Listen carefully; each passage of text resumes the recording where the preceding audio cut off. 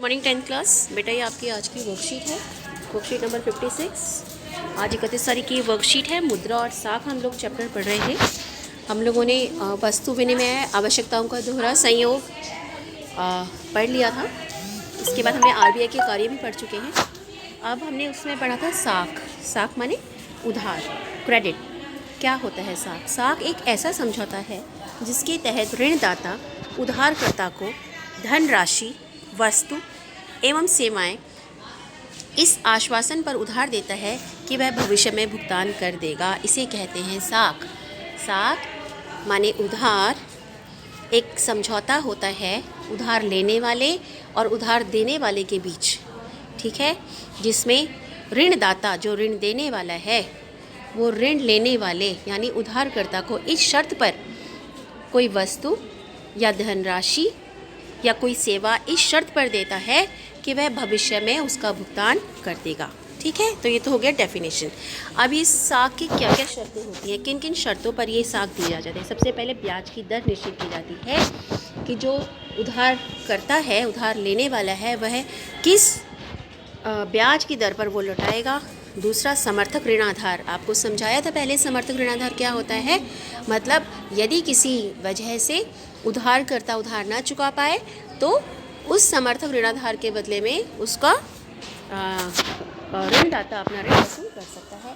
कौन कौन से आवश्यक दस्तावेज चाहिए और भुगतान की क्या प्रक्रिया होगी, किस प्रकार भुगतान किया जाएगा, ऋण लेने वाला किस प्रकार ऋणदाता को चुकाएगा। ठीक है, अब देखते हैं साख संपत्ति के रूप में। बहुत बार क्वेश्चन आता है कि साख को डिफाइन कीजिए संपत्ति के रूप में और ऋण जाल के रूप में। किस तरीके से साख ऋण जाल के रूप में भी काम करता है और संपत्ति। त्योहारों के दौरान जूता निर्माता सलीम को 1 महीने के अंदर भारी मात्रा में जूता बनाने का आदेश मिलता है। इस उत्पादन को पूरा करने के लिए वह अतिरिक्त मजदूरों को काम पर ले आता है। उसे कच्चा माल खरीदना पड़ता है। आपूर्तिकर्ता को तत्काल चमड़ा उपलब्ध कराने के लिए कहता है और उसको बाद में भुगतान करने का आश्वासन देता है। उसके बाद वह व्यापारी से कुछ उधार लेता है। महीने के अंत तक वह आदेश पूरा कर देता है, उसको प्रॉफिट होता है और उसने जो उधार लिया होता है वह उसका भुगतान कर देता है। तो यहाँ पर देखिए जो जूता बनाने वाले ने उधार लिया, उधार माने साख लिया, वो उसका किस रूप में काम आया? संपत्ति के रूप में, क्योंकि उसको उधार लिया, उसको मुनाफा हुआ, उसने अपना कर्ज भी चुका दिया और उसका प्रॉफिट भी हो गया। तो यहाँ पर साख ने किस रूप में काम किया?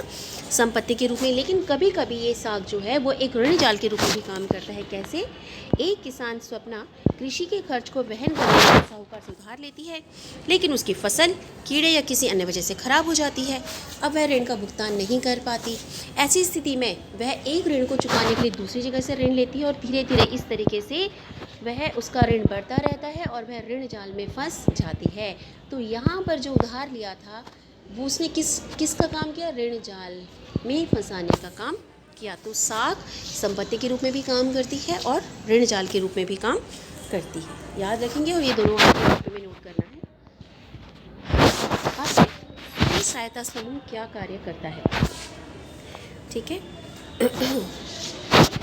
कम ब्याज, सबसे पहले जो ये स्वयं सहायता समूह होते हैं जो एक ऋण का औपचारिक स्रोत है, ये कम ब्याज दर पर ऋण उपलब्ध कराते हैं। यहाँ पर आपको समर्थक ऋणाधार के रूप में कुछ रखने की ज़रूरत नहीं होती है। सदस्यों की जमा पूंजी इकट्ठा करता है। ग्रामीण निर्धनों विशेषकर महिलाओं को एकत्रित करना होता है। विभिन्न सामाजिक मुद्दों पर चर्चा की। तो ये स्वयं सहायता समूह के कार्य हैं, आपको लिखने हैं और ये नीचे क्वेश्चन आपको करने हैं, जिसमें ऋण जाल वाला बहुत इंपॉर्टेंट है। साख संपत्ति और ऋण जाल के रूप में किस प्रकार कार्य करता है और साख का क्या अर्थ होता है। ठीक है, सारे क्वेश्चंस के आंसर ऊपर दिए हुए हैं, सभी इसको ध्यान से कर लेंगे।